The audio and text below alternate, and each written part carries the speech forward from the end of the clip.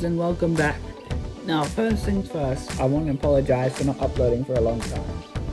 And I'm sorry for that, but at the time I really didn't have too much really to review because it's all being done, and just didn't really seem like you guys were interested in the chicken story either, even though I finished the story and I thought I wrapped it up quite nicely. So I'm still going to continue reading the chicken story, but hopefully maybe eventually you guys might start to like it. But also, I decided to pack up my railway as well, because the railway's been up for 3 years, and I packed it up quite a few weeks ago. I think it's been packed away for at least a month now. Don't know if you guys noticed, because maybe if you looked carefully you might have seen there was no railway on the floor. Well, that's because it just makes it easier to clean this floor without a railway up. And this railway just doesn't seem to produce enough good lighting, in my opinion.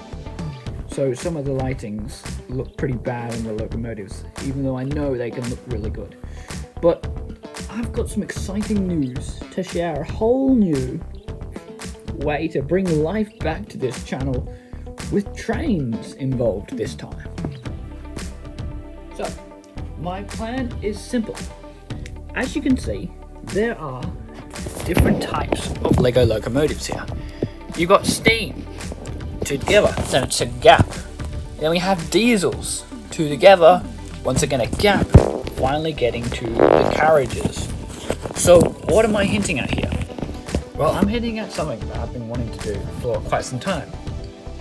And I'm really starting to think about this, and I think it might be the best way to bring life back to this channel with trains.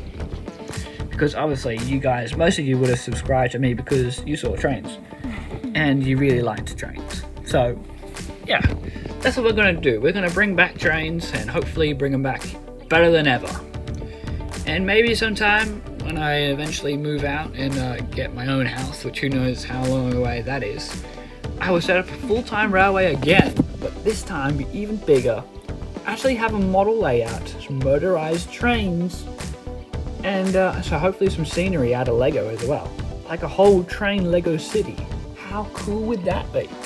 But obviously who knows how long away that is, and who knows even if that's going to happen, so don't hang your hopes on that. But that's not what I wanted to talk about today.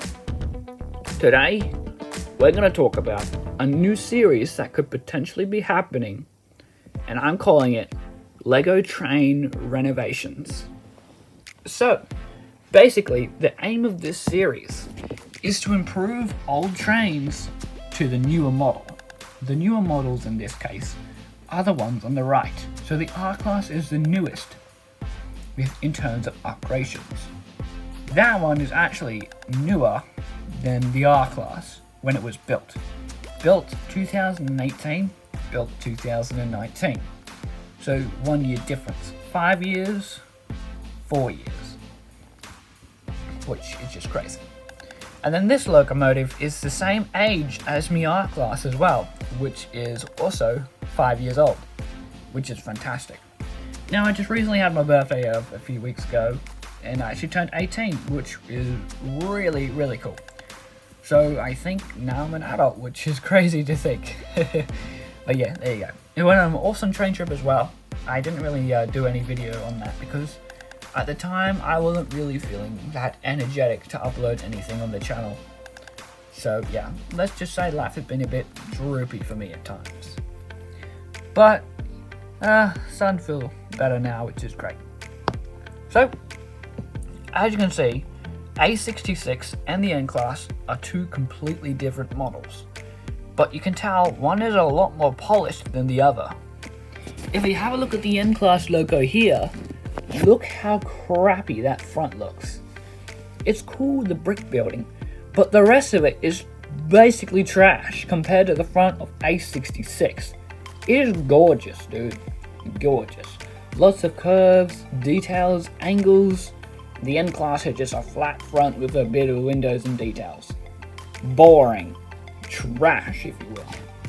Also, the N-Class is way too high compared to A66. So that loco needs to be lowered down by at least a whole brick or two. Because that is not accurate. Not at all. Next we move on to the passenger carriages. Already a big difference you can see in height. The passenger carriage is lower than that one. They both have the magnet couplings, but also I don't know if you guys can see, but I took out a base plate on the bogies, making the bogie wheels. The wheels actually peer up instead of being underneath a base plate, which is more accurate to real locomotives, because there's no plate on top of the actual wheels.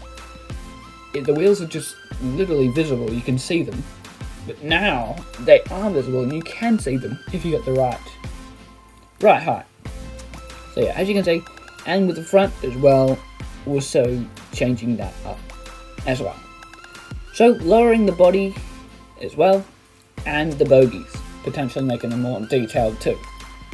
Another thing I got to consider is, it isn't like a lot of Lego train people or the train club makes lots of detailed locomotives. The only problem with detailed locos is you can make them very weak to the point where they can just break in your hands. Which is why I am not going back. I'm not going to a smaller scale than this. 8 studs wide is perfect for me. I love 8 stud wide. It's the perfect strength and mix between detail and strength. It just looks good. You can really get some nice looking locos in 8 stud wide builds. So yes, they will remain 8 studs wide, but some of them may get shorter in height to be more accurate to their real life counterparts. But I'll also make sure to keep strength in mind so that these guys don't shatter too easily. The R-Class is the strongest, and I've got a new upgradation plan for the R-Class as well, to make those pistons slightly smaller so they're not directly on the top of the roof of the R-Class, and the whole base plate underneath being red. Then tile it off with some black tiles on top of the red so you can still see red and black, which will look great, in my opinion. But yeah, so basically this whole series is going to be all about changing a certain generation of train, either diesel or steam, or even a passenger carriage, into a new and improved version, a lot more accurate to real life. Thus, improving my trains even more, and potentially adding more detail to each one of these locos as well. The locos on the right, or the models on the right, are the models that most likely won't be changing too much more. They're pretty much basing my standards. I really do like the locos, or the models, on the right of each section. R-Class, gorgeous, love that loco. A66, gorgeous, love it too. And the red passenger, gorgeous as well, looks a lot better. Potentially some more detail will be added to the carriages as well. So I feel like they're probably the most plain spot in terms of models here. But yeah, I just wanted to show you guys what could potentially be a new series. If you guys want it to become a series, then let me know down below in the comments. And I'm not going to say anything yet, but there could potentially be a new locomotive coming to the collection, or at least I'm going to be designing soon. So stay tuned for that as well. So, thank you guys so much for watching. I hope you guys have all enjoyed, and I hope to see you guys all next time. Bye!